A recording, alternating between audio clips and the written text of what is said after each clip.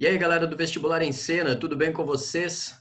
Nós estamos aqui, né, nessa quarentena e já que todos estamos streaming online, fazendo transmissões, por que não a gente, não é mesmo, Danilo? Pois é, Fábio, hoje a gente está aqui para tratar aí, né, poder conversar um pouco com a galera, já que a gente acaba tendo que ficar distante, né, isolado um pouco do outro. Uma forma da gente fazer isso é por meio dessas lives, né? Como vocês devem se lembrar, o Danilo, além de um velho camarada, ele esteve presente no canal de maneira bastante ativa, sendo roteirista da playlist sobre simulações ONU, né? Uma playlist bem Uhum. legal chamada VecMoon. Se você ainda não conhece, é só procurar aqui junto das nossas outras muitas playlists.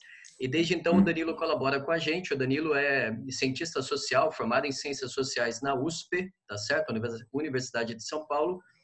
Aliás, universidade na qual ele teve contato, né, com esses cabeças e essas cabeças sobre quem nós falaremos. Então, sem mais delongas, Danilo, vamos lá apresentar a Laura Carvalho e a sua Bora valsa brasileira. começar, bora começar. Vamos lá, vou compartilhar com vocês a nossa tela. A gente preparou alguns slides, né, para poder conduzir melhor essa conversa aqui e também, enfim, para que a galera consiga visualizar tudo isso que a gente está falando, né? Muito bem. Bora começar, Dan? Bora.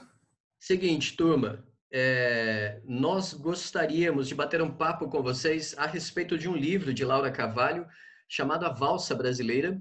É um livro no qual ela faz um recorte, uma análise econômica, né, digamos, da primeira década do século XXI, ou melhor dizendo, dos anos 2002, né, até praticamente o impeachment da presidente Dilma Rousseff. Uhum. Mas, para a gente ter um ponto de partida, né, Dan, a gente escolheu um filme dos irmãos Dardenne, né? O filme se chama Dois Dias e Uma Noite. Neste filme, vocês têm a personagem Sandra, uma personagem bem interessante, bastante complexa. Afinal de contas, ela teve que, por força das circunstâncias, digamos, se afastar do trabalho por causa da sua depressão. E então, quando ela retorna para o trabalho, ela acaba descobrindo, Danilo, que o patrão dela, na verdade, a demitiu Uhum. e conseguiu convencer os seus colegas de trabalho, essa galera da pesada aqui, a receber um bônus em seu lugar. Ou melhor dizendo, em outras palavras, quando ela volta para trabalhar, ela então insiste no emprego, o patrão diz para ela de maneira bastante objetiva: eu consigo te contratar se você conseguir convencer os seus colegas de trabalho a abrirem mão do bônus. E Uhum. então, ela tem 2 dias e uma noite, ou seja, todos nós, porque nós estamos junto com ela, durante 2 dias e uma noite, batendo literalmente de porta em porta, para tentar, digamos, conseguir reaver esse posto de trabalho, né? Então, assim, é claro que o que está em jogo não é somente a questão moral, né? Digamos, a empatia, o voluntarismo, a solidariedade, né? Dela com os seus colegas de trabalho, mas também, de alguma forma, por que não, né? A tal da consciência de classe, ou então até Uhum. mesmo, né, de que maneira que o neoliberalismo injetou novas subjetividades, né? Ou seja, como é que você faz para poder lidar com os impactos do neoliberalismo, com os impactos da crise econômica e também com essa nova experiência, né, do tal do empreendedorismo. Ou Uhum. seja, como é que a gente vai assumir a tarefa e o ônus, né, de todas essas grandes transformações sociais. Exato, Fábio. E aí, só comentando isso que você falou, né? Eu acho que tem dois termos chaves para a gente pensar esse avanço do neoliberalismo, né? E que o filme vai retratar muito bem. É a questão do individualismo e da competitividade, né? Então, na luta por manter o seu emprego, a personagem principal, ela vai ter que convencer todo mundo de que o coletivo pode ser melhor do que o individualismo, mas ao mesmo tempo ela está numa luta contra a competição, né? Porque ou é ela ou são eles, né? Então, como fazer isso, né? Então, eu acho que são duas palavras-chave que ajudam a gente a entender muito bem o que esses tempos que a gente está vivendo, né? Então vejamos o seguinte, o que que isso tem a ver com o livro da Laura, né? Nesse livro, como nós falamos para vocês, A Valsa Brasileira, um livro de 2018, lançado pela Uhum. editora Todavia, tá certo?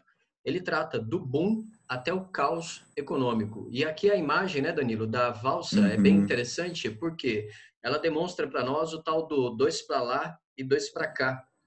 Só que, na verdade, né, essa valsa brasileira, digamos que ela tem um caráter um pouco trágico, né? Porque, afinal de contas, nós tivemos um movimento tanto um pouco mais à direita, um pouco mais à esquerda, e, na verdade, terminamos dando movimentos para trás.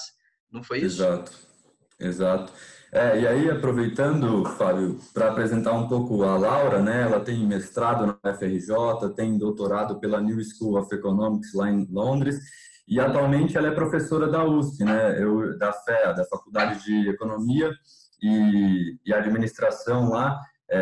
Eu não sou desse instituto, mas, enfim, a gente acaba frequentando outras faculdades, né, na universidade, e já tive a oportunidade de cruzar ela lá pelos corredores e, enfim, né, ela é uma professora que está nativa. E uma coisa que eu gostaria de comentar sobre esse livro é de que, enfim, para quem está tentando começar a entender economia, enfim, conceitos, ou entender mesmo o cenário brasileiro, né, eu recomendaria a leitura desse livro, porque ele é bastante didático. Enfim, ela vai explicando, né, os movimentos da valsa ajudam muito bem a entender o cenário econômico brasileiro e também alguns conceitos básicos de economia que às vezes a gente ouve no jornal ou lê em algum texto e acaba não entendendo o impacto disso no dia a dia, né? Então eu recomendo a leitura do livro para quem está buscando entender um pouquinho mais de economia. Legal. Inclusive, a gente vai apresentar trechos, né, do livro, não é mesmo, Danilo? Exato, exato. E só para, antes de passar adiante, Dan, acabei lembrando de alguma coisa que pode ser interessante também para a turma. É o fato de que existe também uma outra economista chamada Mônica De Bolle. Não vai ser o tema do nosso encontro aqui, mas já que estamos falando de economia e dessas economistas que estão na ativa nas redes sociais, né, contribuindo, digamos, com o bom debate, né, público, nós temos a Mônica De Bolle e também a Laura Carvalho. Ela mantém um podcast que está disponível no Spotify, junto com o Renan Quinalha, né, que é o professor de Direito da Unifesp, que é bem interessante, na verdade. Tá certo? É Quinaglia. Tá legal? Então, vocês têm mais esses dois nomes aí, para poder ficar atento. Né? Uma coisa, Fábio, a Mônica De Bolle, né, eu acompanho ela no Twitter e acho que ela faz lives quase que diárias, assim, explicando conceitos básicos de economia. Então, fica aí a recomendação para a galera acompanhar, né? Isso mesmo. Bora mergulhar no livro? Vamos lá, Dan. Bora. Você quer falar um pouquinho a respeito da estrutura do livro? Pode ser. Então, enfim, pensando nesse movimento da valsa, né, a Laura ela vai tratar primeiro sobre o governo Lula, que ela vai chamar de milagrinho brasileiro, né, que seria o período de 2006 a 2010, onde a gente vai dar um passo à frente. Ou seja, a gente vai ter um avanço, um período de crescimento econômico, né, de prosperidade, de euforia. Aí, a partir do primeiro mandato da Dilma, ela vai tratar como a Agenda Fiesp. A gente vai explicar isso mais detalhadamente mais para frente, mas a Agenda Fiesp é uma guinada, assim, diante do milagrinho, né? Porque enquanto o milagrinho vai favorecer alguns fatores econômicos, a Agenda Fiesp vai meio que na contramão disso, né? Então, a gente vai dar um passo ao lado, porque a gente não vai mais ter aquelas taxas de crescimento que a gente teve durante o milagrinho. E depois, a panaceia fiscal começa a partir do segundo mandato da Dilma, vem com o impeachment, e aí se instala uma crise no país, né? E que a gente está tentando até hoje sair disso. E, enfim, o livro da Laura ajuda a gente a entender todo esse processo, né? Que começa lá nos anos 2000 e ainda vem, né, tendo influência e impactos até hoje. E no final, né, acertando os passos e dançando com o diabo, ela vai traçar algumas perspectivas aí, tanto para o país como mundiais. E é interessante notar, Dan, também, né, que nesse último momento aqui, ela acaba tocando, ela não se aprofunda, mas ela acaba tocando um pouco no governo do Temer, né? No governo Temer. E aí já é também um convite para a galera continuar acompanhando a gente, porque a gente pretende também desdobrar, né, esse assunto, abordando outros pensadores e entre outras pensadoras também, digamos que para a gente poder ter um desdobramento do assunto, né, de hoje. Então, seguindo adiante, Vamos lá, você quer fazer mais alguma colocação a respeito do livro? Não, acho que não, acho que, enfim, só em relação a esse último tópico aí, tanto em relação ao governo Temer como essa ascensão que a gente vê da extrema-direita, do neoliberalismo, né? Então, ela traça isso, porque é um livro que foi publicado em 2018, então ela não conseguiu acompanhar, por exemplo, as eleições aqui no Brasil, né? Então, enfim, esse é o limite temporal que ela chega. Inclusive, Fábio, ela publicou um texto mais recente chamado Curto Circuito, que aí já trata sobre esse período mais recente. Eu não tive a oportunidade de ler ainda, mas também acho que fica a dica aí para a galera. Então tá legal. Bom, vamos lá. Para começo de conversa, então, agora entrando, né, digamos assim, no core, né, no coração do livro, uma vez que a Laura fala a respeito do milagrinho, né, brasileiro, durante a era Lula, durante o governo Lula, seria interessante a gente retomar um pouco, lá nos anos 70, o que foi o milagre econômico brasileiro, né? Uhum. Ou melhor dizendo, o chamado milagre econômico brasileiro.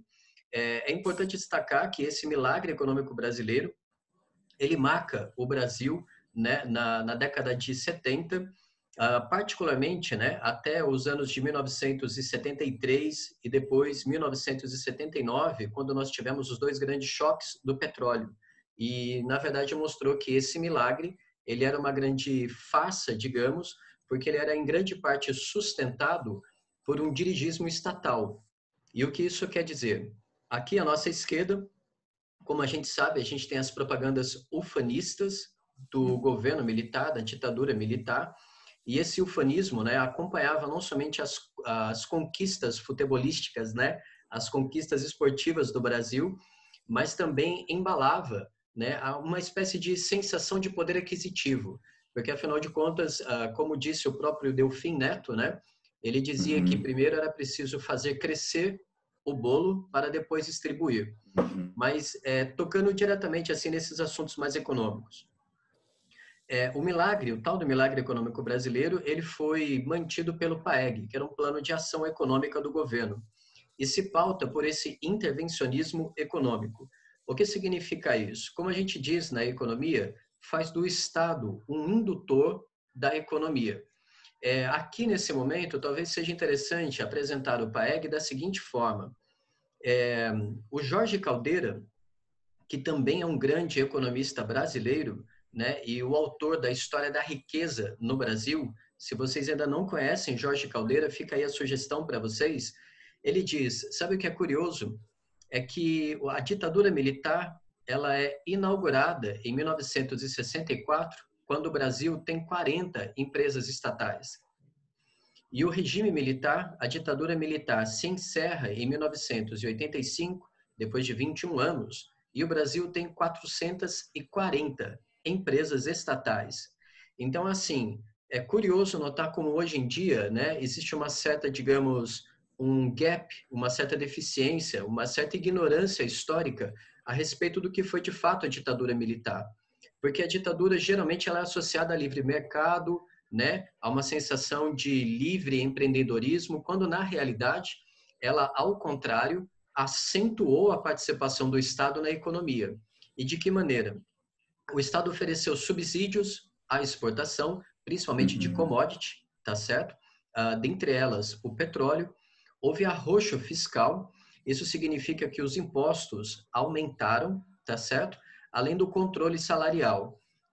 Não dá para a gente poder também se aprofundar muito aqui, né, Dan? Mas seria interessante destacar que durante a ditadura militar houve o fim da estabilidade no emprego, né, que foi, digamos, conquistada e mediada, melhor dizendo, durante a era Vargas pelo regime vaguista, e então houve uma certa flexibilização do mercado de trabalho através do FGTS, né? Ou seja, os patrões poderiam, os empregadores, né?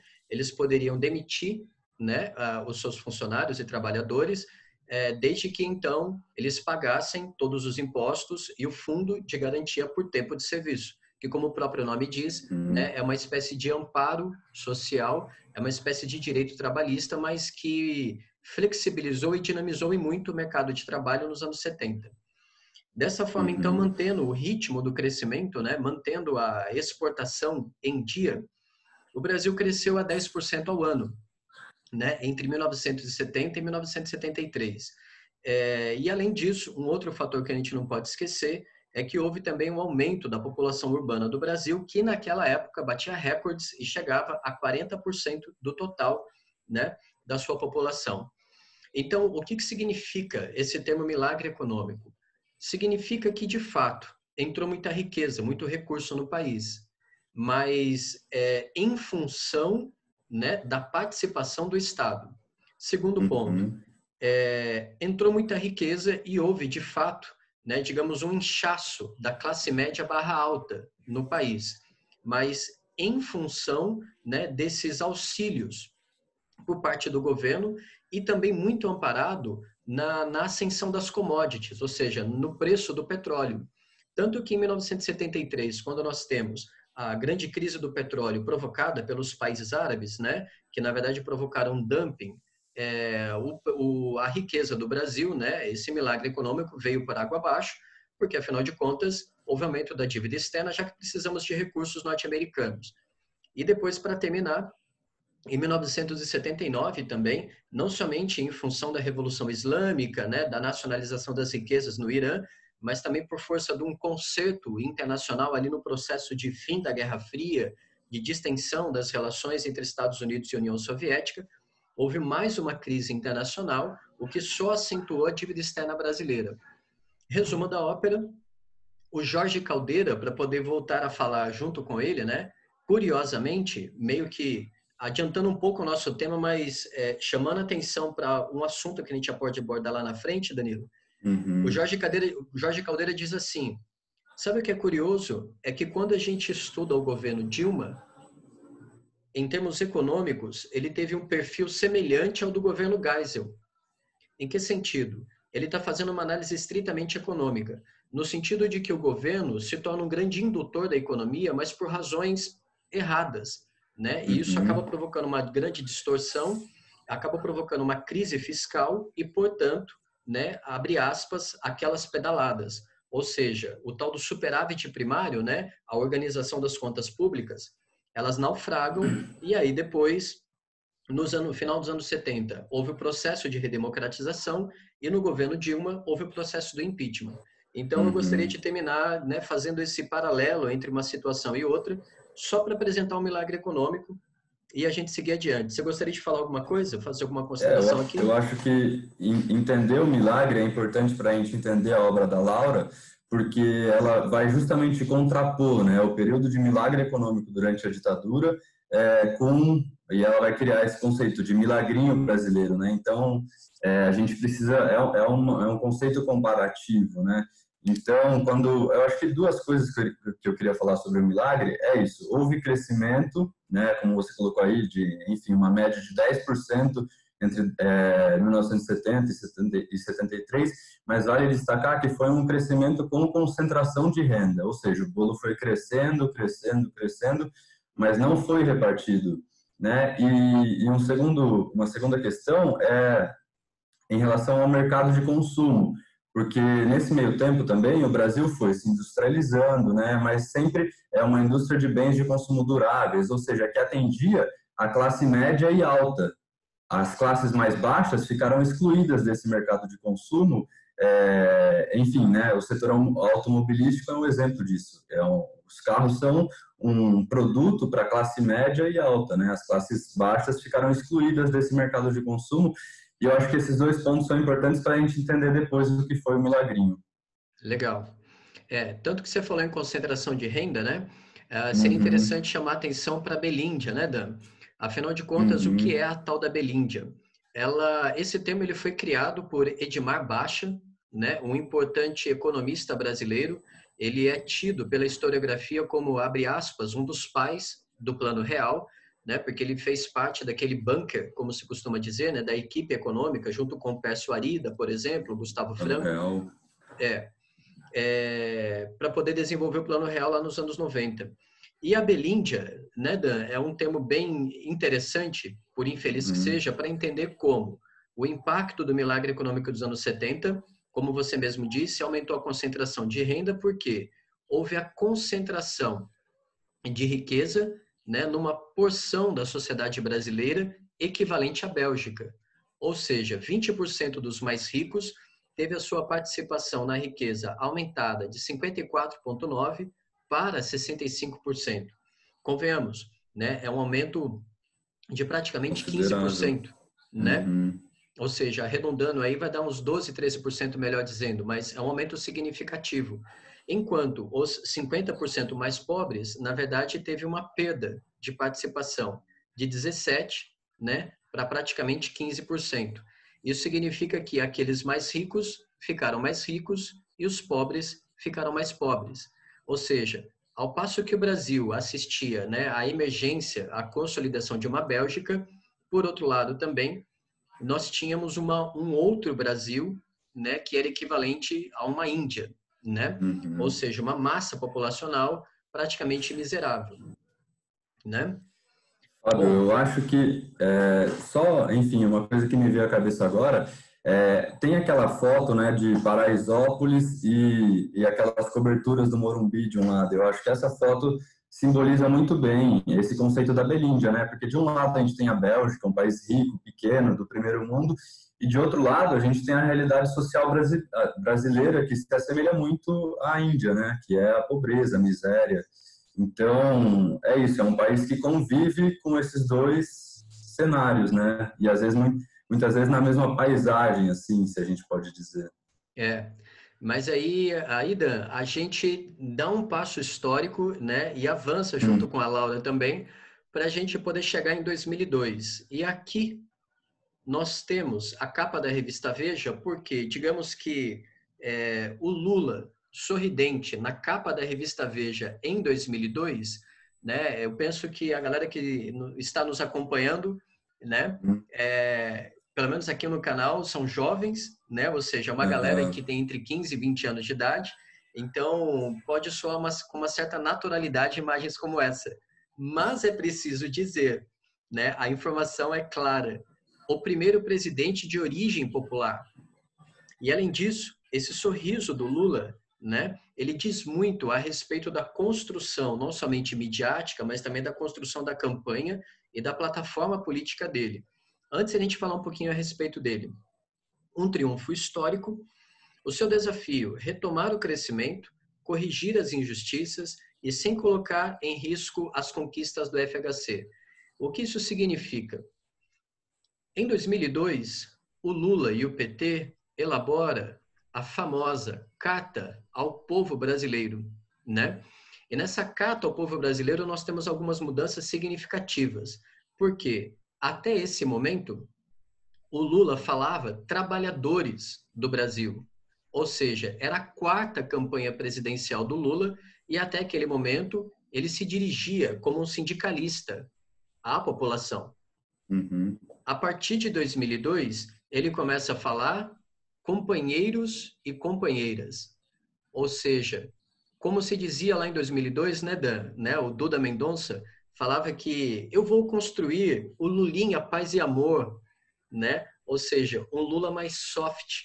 Na sociologia também chamam isso de uma onda rosa, né? Uhum. Afinal de contas, era a Cristina Kirchner, o Evo Morales também chegou ao poder. Nós tivemos o nosso amigo aqui do Uruguai, o Pepe Mujica, né? Uhum. E além dessa mudança, digamos, semântica muito significativa, a Carta ao Povo fez permanecer as conquistas da era FHC. Termino. Em primeiro lugar, houve a manutenção do tripé macroeconômico junto com o Plano Real. E o que significa esse tripé macroeconômico? Dan, se você tiver alguma consideração, me ajuda aqui, Uhum. beleza? Beleza. Em primeiro lugar, a manutenção do superávit fiscal. E o que significa isso? O governo assume a responsabilidade, né, por dizer, olha, nós vamos gastar menos do que arrecadamos. A gente vai manter anualmente um superávit. O governo tem que sair no azul. Isso é uma informação importante, tá certo? Uhum. Segunda coisa, a taxa de câmbio flutuante. E o que diz essa taxa de câmbio flutuante? Significa dizer, né, tal como falar como o Armínio Fraga, O Armínio Fraga, né, em 97, 99, não vai me falhar a memória, mas ele teve no Roda Viva, eu me lembro disso. Cara, o Roda Viva naquele momento, ele era uma plataforma para divulgar programas econômicos e políticos. E o Armínio Fraga, gostemos ou não, ele tinha uma capacidade muito clara, né, de traduzir a informação de maneira muito, informações complexas de maneira muito simples.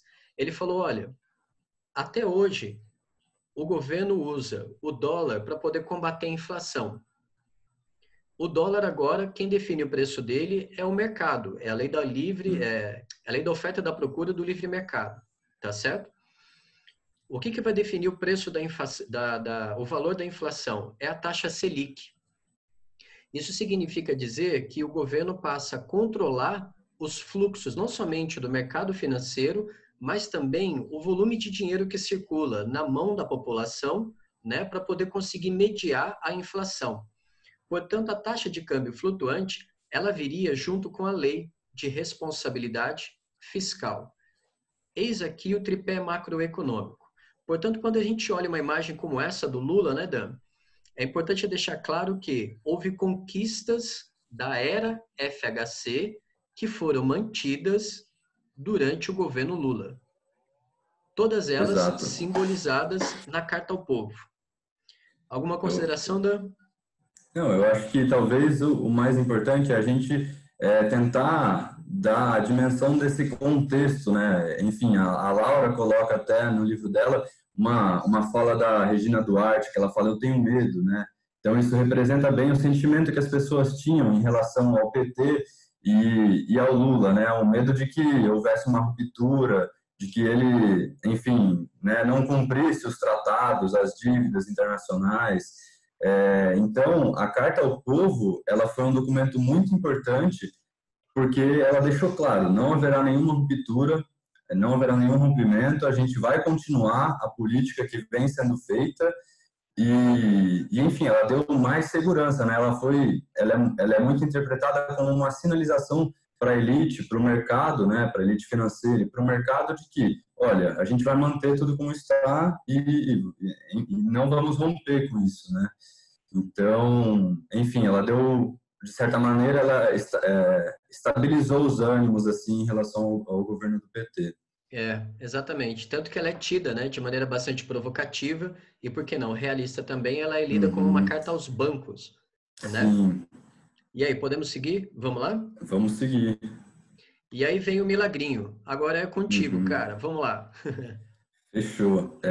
Bom, o período do milagrinho, ele compreende ali entre 2006 e 2010, né? A gente tem o primeiro governo Lula, que ele vai ter taxas de crescimento, mas essas taxas de crescimento vão ser muito devidas à crescente exportação de commodities, né? O primeiro mandato do Lula, enfim, ele fez a lição de casa, conseguiu entregar as coisas em dia e obteve crescimento. Mas no segundo mandato, o que a Laura vai colocar é essa questão do milagrinho, porque ele vai conseguir colocar em prática uma política econômica que está descrita aí nessas engrenagens, né?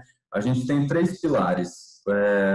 O primeiro deles é a transferência de renda, né? A gente tem o Bolsa Família, que vai ampliar, né, e distribuir a renda diferente do que aconteceu durante o milagre econômico na ditadura.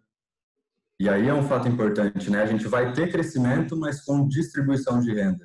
Diferente também da ditadura, onde a gente teve um arroxo salarial, né, um congelamento aí do salário.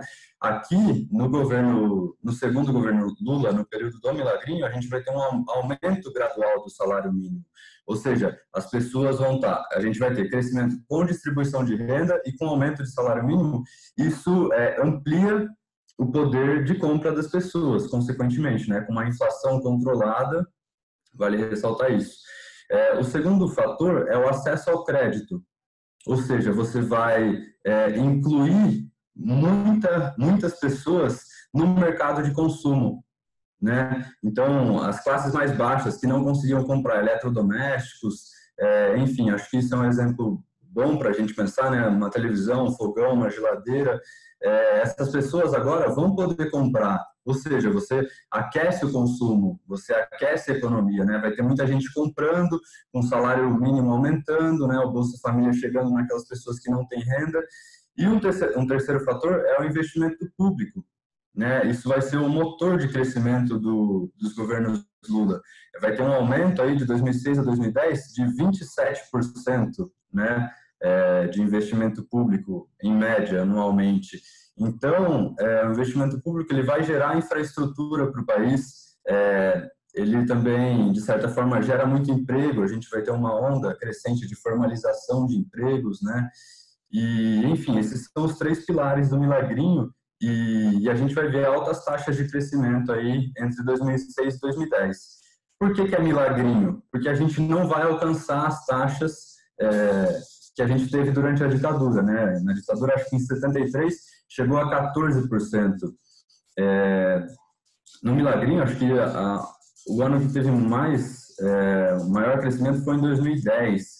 Se eu não me engano, coisa entre 9% e 8%.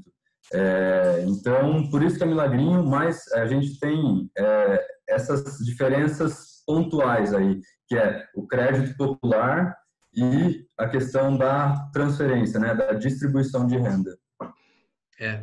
E aí tem uma coisa, né? O investimento público aqui ele é expresso no PAC, por exemplo, né? O Programa de Aceleração do Crescimento, né? Que é uma transição do Lula-Dilma. Além aqui do Bolsa Família, nós também poderíamos acrescentar, né, Dan? Programas como o ProUni, né? O FIES, por exemplo, que, digamos, seria uma espécie de produto dessa engrenagem, né? Se essa engrenagem toda está funcionando, existem também, como a gente chama, mecanismos, né, de ação afirmativa, né, como a esquerda costumava chamar, né? Ações afirmativas porque alavancam, né? Corrigem desigualdades históricas e alavancam também a ascensão de setores historicamente minoritários, por exemplo, né? Podemos seguir? Vamos lá? Podemos, vamos lá. E aí, Dan, a gente pode, então, a gente pode ir para o texto da Laura, né? Leituras de Laura, para a gente poder alcançar o que teria sido esse milagrinho, como você colocou. Posso ler, apresentar para a galera? Rapidamente? Pode. Ela diz, olha, o Estado havia sido decisivo, então, na expansão do mercado interno brasileiro. Isso é uma informação importante, né? Entre 2006 e 2010, que é o segundo governo Lula. Através, como o Danilo colocou, de políticas de transferência de renda, aumento do salário mínimo, ampliação de investimentos em estrutura física e social. E aí, então, para a gente poder, digamos, chegar nos finalmente também, e a gente entrar no governo Dilma, no entanto... E aí, Fábio, isso daí já é um prenúncio da agenda Fiesp, né? Então, a Fiesp começa a reconhecer algumas falhas, né? Porque, enfim, houve um milagrinho, mas não é também todas maravilhas, né? A gente teve crescimento, mas também teve alguns erros, e a Fiesp vai reconhecer isso e vai tentar forçar a agenda Fiesp durante o governo Dilma. E aqui, então, tem o famoso plot, né? O turning point, o ponto de virada, como a gente diz no cinema, né? No entanto, no final do segundo mandato do Lula, crescia a visão de que tal estratégia de crescimento, erroneamente interpretada como liderada pelo consumo, era insustentável. Empresários do setor industrial e boa parte dos economistas defendiam medidas que reduzissem os custos das empresas nacionais. Leia-se, subsídio fiscal, né? Algum tipo de, como a gente diz, isenção fiscal, né? Para que as empresas brasileiras também pudessem ser competitivas. São as desonerações então, e os subsídios, né? Que a gente vai tratar aí. Isso, era esse termo que eu queria falar, desoneração, muito bem. E então a gente tem aqui esse texto da Laura, que eu imagino, enfim, como a gente prometeu lá no começo do encontro, né? Dá para notar, através de uma citação como essa, a textura dela, né, Dan? Ou seja, é um texto acessível, né? Ela não perde... Tem aquele economês, né? Aquela coisa dos conceitos, mas, ao mesmo tempo, a maneira como ela conduz o texto, fica claro qual a relação entre esses conceitos, ou seja, como é que o dólar fica mais caro, né? Como é que ele se valoriza diante do real, enfim, qual a relação entre exportação e importação, ela vai clarificando. Era uma coisa que eu também tenho ainda bastante dúvida, né, para entender. A economia é complexa, mas esse tipo de leitura ajuda bastante a gente dar esses primeiros passos aí. É bem legal. E aí, seguindo adiante, então, né? O que acontece durante o Uhum. governo Lula, vocês devem se lembrar que o Brasil ontem era uma Bélgica, era uma Bélgica, né, com uma Índia. Índia. Lembram-se do termo Belíndia? É um termo que foi Uhum. criado lá nos anos 70 e veio até os anos 2000. Em decorrência, né, em decorrência, vale chamar a atenção das medidas históricas do FHC com as medidas do governo Lula, ou seja, ao longo desses 16 anos, tá certo?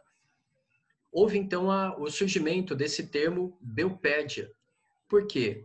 Aquela Bélgica rica, né, as classes AAA, enfim, continuam ricas porque afinal de contas grande parte dessa riqueza também é ou financeira ou herdada, tá certo? Entretanto, grande parte daquela Índia conseguiu ascensão social, né? Estima-se que aí depende dos pesquisadores, né? Marcelo Neri, Renato Meirelles, enfim, eles vão dizer para você que aquela galera da classe E da classe D chega então na classe C, formando um país, um Sim. contingente do tamanho do Uhum. Peru.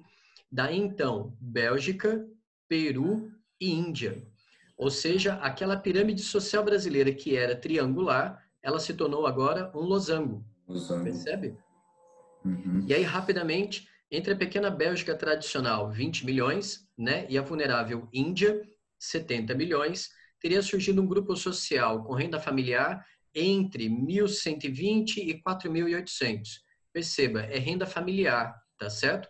Então, Uhum. se você pegar uma família de 4, 5 pessoas, né, uma família que ganha 4,8, isso dá aproximadamente uma renda individual de 1.100, 1.200 reais, né? Cujos índices teriam saltado de 38% da população para 50% em 2009. Tá legal? Então, a Belíndia de ontem se transforma na Belpédia. Leopard. Mas eis que, vamos lá, Dan, é contigo. Chegamos no governo Dilma. Pois é, a Dilma, ela vai ser a primeira mulher eleita presidente, né? E aí ela aparece na capa da Forbes. Enfim, ela vai pegar um Brasil ali que estava decolando, né? Tanto que aparece lá na capa da The Economist, né? O Cristo Redentor ali decolando, como se fosse um foguete, né? 2010 é um ano de um crescimento alto aqui no Brasil. Isso vale lembrar que em 2008 tinha tido a crise nos Estados Unidos, né? Enfim, a crise de 2008 mundial que afeta o mundo inteiro e, enfim, tinha muita prosperidade, né? O Lula sai com 80% de taxa de avaliação como ótimo ou bom, ou seja, se ela conseguisse pegar essa taxa de aprovação para ela, ela começaria um primeiro mandato em alta, né? Ela até consegue em 3 meses, né? É claro que esse capital político de 80% não é transferido diretamente para ela, mas ela bate o recorde de que em 3 meses ali, logo no primeiro mandato, ela consegue 47% de avaliação de ótimo ou bom. Então, enfim, como está na capa da Forbes, né? A Dilma ela entra com muita confiança e, enfim, com um capital político alto e um Brasil até que caminhando bem. É. E aí você chamou a atenção para um detalhe que é importante, que é o cenário internacional, né? Como você destacou, alguns atribuem a ascensão econômica durante o governo Lula, em grande medida também, à ascensão da China, né? Ao crescimento Uhum. chinês, uma onda de crescimento da China e também a uma onda de crescimento dos países ditos emergentes ou até mesmo em desenvolvimento, Uhum. né? Que são os É, BRICS. e também tem a questão dos preços das commodities, né, Fábio? Que como isso aumenta, o Brasil é um exportador de commodities, consequentemente ele vai é, ter a sua renda aumentada, né? Porque ele vai estar exportando um produto mais caro. Isso. E aí, em 2008, a gente tem a crise, né, dos subprimes, cujo epicentro, de novo, são os Estados Unidos, e, ao mesmo tempo, o primeiro governo Dilma. É interessante, da medida que você estava falando, Uhum. é, eu me lembrei, né? Brazilian President Dilma Rousseff, a former Uhum. Marxist, a former Uhum. Marxist Stokes, an A inter... Preneural Engine, tá certo? Uhum. Ou seja, é interessante notar como a Forbes, né, ela considera a Dilma uma marxista, né, que está Uhum. inaugurando um empreendimento, né, uma engenharia social, digamos, à esquerda, né? Uhum. E pintada na capa da revista como uma das 100 mulheres, né, mais poderosas do mundo. E aí, seguindo adiante, nós temos a agenda Fiesp. Bom, acho que agora, dado todo esse repertório, né, fica mais simples também explicar o que é a agenda Fiesp. Uhum. A agenda Fiesp se deveu a um artigo publicado pelo Paulo Scaff, né, que, se não me falha a memória, já está no 5º mandato, né, como presidente da Fiesp. Ele tem uma, digamos assim, uma hegemonia, né, bem significativa na Fiesp, que é a Federação das Indústrias do Estado de São Paulo. E aí o artigo é publicado na Folha em maio de 2011, né? E esse artigo é um acordo pela indústria brasileira. Ou seja, digamos que se a Carta ao Povo é o documento, né, que de alguma forma legitima, respalda a eleição do Lula em 2002, nós temos então aqui a agenda Fiesp respaldando, aprovando a chegada de Dilma, né, no comando do país. Mas não somente isso, claro, mas já que o nosso assunto é econômico, é isso que importa. Em poucas palavras, o que significa a agenda Fiesp? São os industriais dizendo, agora é a nossa vez, ponto. Ou seja, o Brasil tem que, abre aspas, abandonar a tal da vocação agrícola, né? Ou seja, o governo não pode se preocupar somente com exportação, seja de frango, seja de carne vermelha, ou então até mesmo de commodities, né? No sentido de Da minério, soja. Uhum. e além do petróleo também, né? Uhum. Ou seja, seria então agora a quem caberia a atenção do Estado, né? Do BNDES? Caberia aos industriais. E aí é com você, Dan. Fechou, Fábio. Bom, a Agenda Fiesp, ela é uma guinada, né, em relação ao governo Lula, porque no governo Lula, como a gente falou, embora a gente tivesse investimento público, a gente não comentou aqui, por exemplo, sobre a indústria brasileira, né? O que cresceu foi o setor de serviços, né? Então, o que eu acho interessante aqui, e para descrever a nova matriz econômica, né, mas antes, só para recapitular, há umas diferenças importantes na transição do governo Lula para o governo Dilma, né? No governo Lula, a gente tinha uma política de expansionismo de gastos, né? Expansionista. Ou seja, ele valorizava o investimento público. A Dilma, por outro lado, vai ter uma política contracionista, ou seja, ela vai querer fazer a agenda de ajuste fiscal, ou seja, diminuir gasto público e alavancar o investimento privado, certo? Então, a agenda Fiesp ela vai vir para favorecer essa agenda de ajuste fiscal e também, de certa forma, tentar impulsionar a indústria brasileira. E aí a gente vai ter várias medidas, né, que vão ser tomadas ao longo do primeiro mandato para tentar favorecer a indústria brasileira, ainda que não deem tão certo assim como era esperado, né? Então, a gente tem aí as desonerações fiscais. O que são desonerações, né? Vamos supor que uma empresa tenha que pagar X de imposto, né? O governo, para incentivar aquele setor econômico, ele deixa de cobrar esse imposto da empresa, né? Então, ou seja, sobra mais dinheiro para a empresa, que em tese seria revertido em mais emprego, em mais investimento, só que tem uma contrapartida que o governo deixa de arrecadar esse imposto, né? Então, perde parte da sua receita. A gente tem também a redução dos spreads bancários, né? O que são isso? Por exemplo, a gente tem a taxa de juros Selic a determinado percentual. Só que quando um banco te empresta dinheiro, quando um banco te empresta dinheiro, ele vai cobrar determinada taxa de juros para esse crédito, né? E o que a Dilma fez? Ela pegou os bancos públicos, né, como Caixa Econômica, Banco do Brasil, e reduziu essa taxa de crédito. Ou seja, para você emprestar dinheiro de um banco, você pagaria menos juros. Só que isso, ao mesmo tempo, foi visto como uma afronta aos bancos privados, né?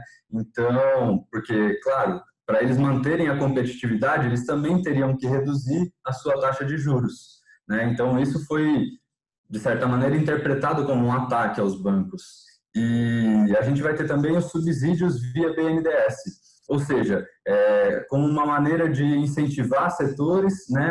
A Dilma vai financiar empresas, né, via BNDES, que é o Banco Nacional de Desenvolvimento. Só que, enfim, né, isso são medidas que vão sendo tomadas ao longo do primeiro mandato dela. Só que o que começa a acontecer, né, no cenário econômico?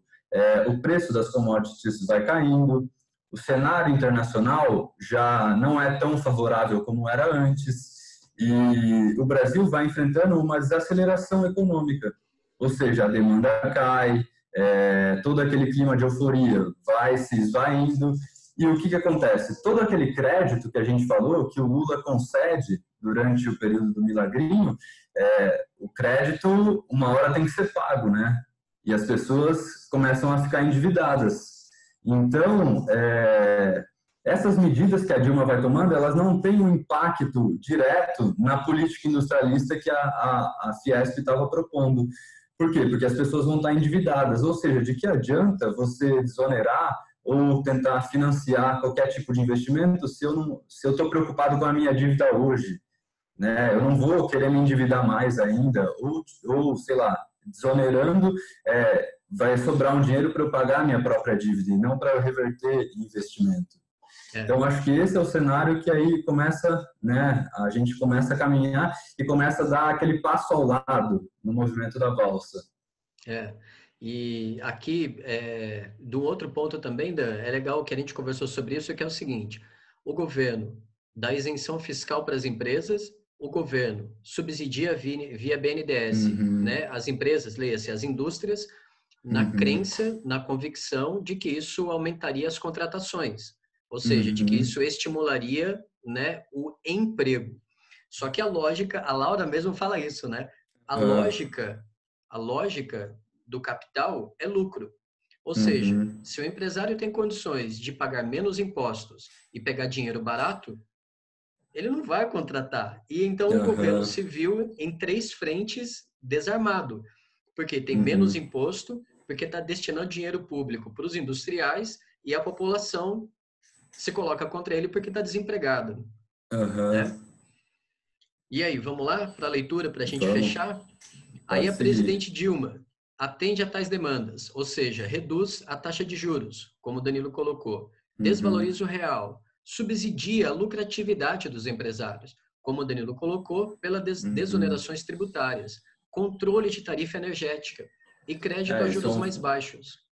Isso é um fator importante também, Fábio, a questão da administração de preços, né? Isso foi muito contestado, né? Ela interferiu na Petrobras, na questão das tarifas de energia, que, mais uma vez, também não tiveram esse impacto positivo como era esperado, né? Então, o que a gente vê é uma série de equívocos e talvez uma leitura econômica vagarosa aí, porque ela poderia ter tentado corrigir esse caminho, mas ela insistiu em algumas medidas.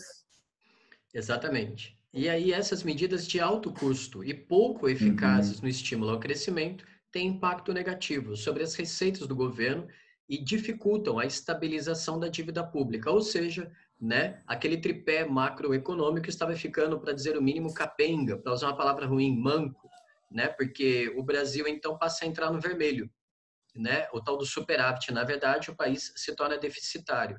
E aí o fim da história, como diz a Laura, nós conhecemos. Houve manobras fiscais, houve o impeachment vendido como solução para a crise. Peraí, impeachment vendido como solução? Então ela acredita que foi um golpe? Opa, nesse momento aqui, nós temos, quem sabe, o motivo para uma outra conversa, né, Dan? Uma outra live aí para... a gente já conversou sobre isso. Pode falar. Eu acho que até aqui a gente já também jogou bastante informação para a galera, né? E é um processo totalmente complexo, tem várias interpretações, mas enfim, acho que caiu muito bem como um tema para a gente pensar aí. E seria interessante a gente fazer uma comparação entre o impeachment do Collor e o impeachment da Dilma. O que você acha? A gente pode deixar a dica aqui. Eu acho interessante. Né? Bom, e aí, você quer apresentar a tabela? Eu acho que dá para destacar aí alguns pontos interessantes, né? Se a gente pegar ali o período do Milagrinho, né, a coluna do meio de 2006 a 2010, é só de bater o olho nela assim de cima para baixo, né? A gente percebe que são as maiores taxas aí. Só perde ali na questão do preço das commodities, né? Que como eu falei lá no começo, o período de 2003 a 2005 do primeiro mandato do Lula vai ser muito favorecido pelo setor de exportação, né? Exportação de commodities. Por quê? Porque o preço das commodities vão crescer bastante.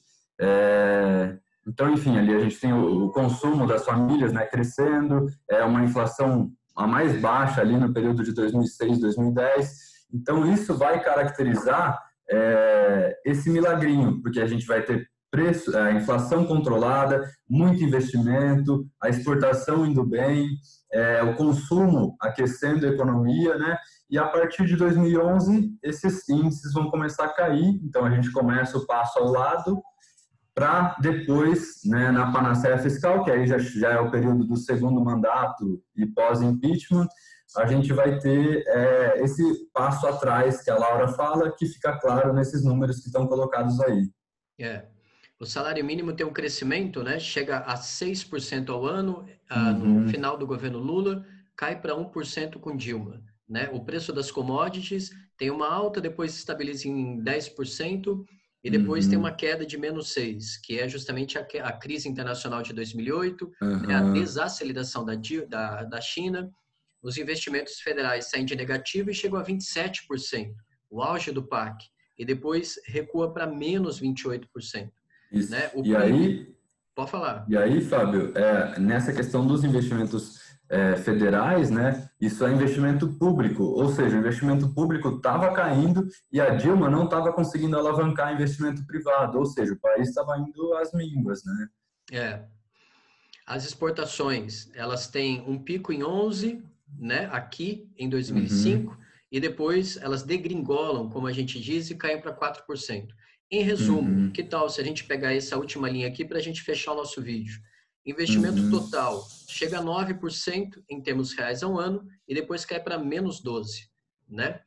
Ou seja, nesse momento que a gente consegue entender, então, o que foi o milagrinho do Lula, né, e os impactos da nova matriz econômica da Dilma.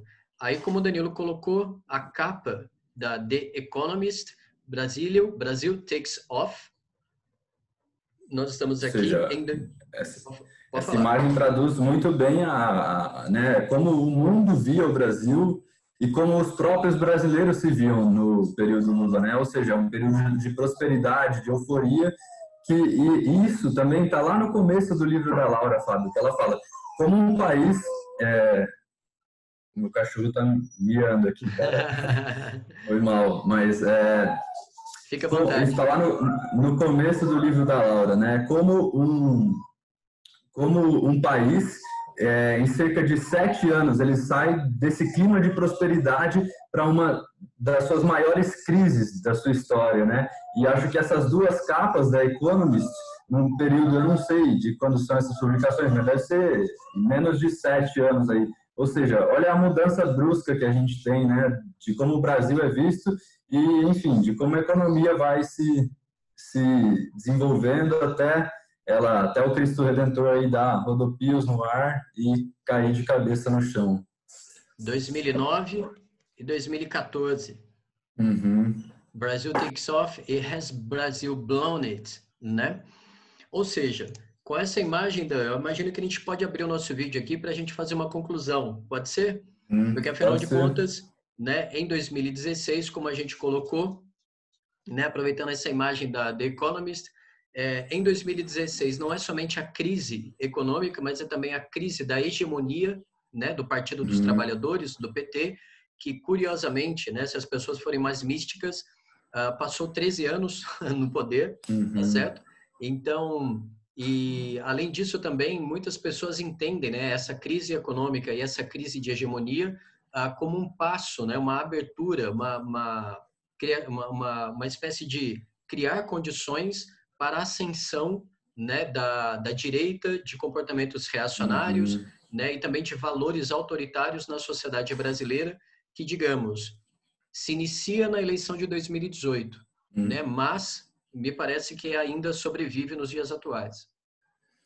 Pois é, Fábio, eu acho que é isso. Como a gente traçou aqui, a gente teve 13 anos de governo do PT, a gente teve acertos, mas a gente também teve erros, né? Só que foi isso, né? Por uma questão 2015, 2016, a gente vai enfrentar uma recessão, ou seja, o partido perde credibilidade, a gente vai ter lava-jato, enfim, essa crise econômica que vai se instalando, ou seja, perde-se a confiança na figura da presidente, e muitas vezes isso era vendido como a solução, né, para o Brasil. Ó, se a gente tirar a Dilma, agora o Brasil vai para frente. E o que a gente vê depois de 2016, né, 2017, 2018 e 2019. Toda essa agenda de ajuste fiscal, de reformas, até agora não produziu nenhum resultado positivo. O que a gente vê é essa questão do PIBinho, ou seja, desde 2016 a gente vem crescendo 1% ao ano. Claro, esse crescimento é importante, mas não é um sinal de retomada vigorosa da economia como foi vendido no impeachment, né? Exatamente. E, Mas vamos e lá. aí, só para uma última coisa, que na semana passada, né, a FGV publicou um documento dizendo que o Brasil está em recessão. E aí a gente, né, aqui a gente já extrapolou o limite temporal da obra da Laura, mas acho importante, né, a gente pensar, a gente teve esses 3 anos crescendo 1% ao ano, e talvez esse ano de 2020 a gente vai cair como nunca caiu antes, né, a gente vai descobrir que o fundo do poço é mais embaixo, e enfim, vamos ver como é que o Brasil vai lidar com isso, né? E daqui a 15 dias, a gente volta daqui a 2 semanas para poder continuar esse assunto também, sempre abordando pensadores e pensadoras e temas brasileiros. Tá legal? Fechado. Gostei bastante do papo, Fábio. Queria agradecer aí a oportunidade de estar aqui e agradecer todo mundo que está acompanhando a gente. Espero que tenha sido produtivo esse bate-papo aqui. Legal. Valeu, Dan. Brigadão. Tamo junto. Um Mesmo à abraço. distância, no confinamento. Tchau, tchau. Valeu, galera. Até mais, Beijo e até abraço para mais. vocês. Tchau, tchau.